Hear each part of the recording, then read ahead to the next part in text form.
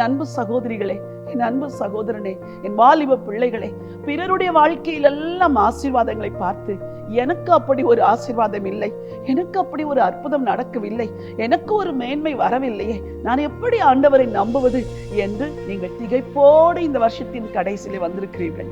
ஒரு அஞ்சுகிற ஒரு பட்சியை கிழக்கில் இருந்தும் கர்த்தருடைய வார்த்தையை நிறைவேற்றுகிற நீதிமானை தூர தேசத்திலிருந்து வரவழைப்பேன், அதை சொன்னேன், அதை நிறைவேற்றுவேன், அதை திட்டம் பண்ணினேன், அதை செய்து முடிப்பேன் என்று சொன்ன ஆண்டவர் உங்கள் குடும்பங்களில் நெடுநாளாய் தாமதித்த அந்த நன்மை இந்த மாதம் வரும். அதை சொன்னவர் அதை செய்வார், அதை திட்டம் பண்ணினவர் அதை நிறைவேற்றுவார்.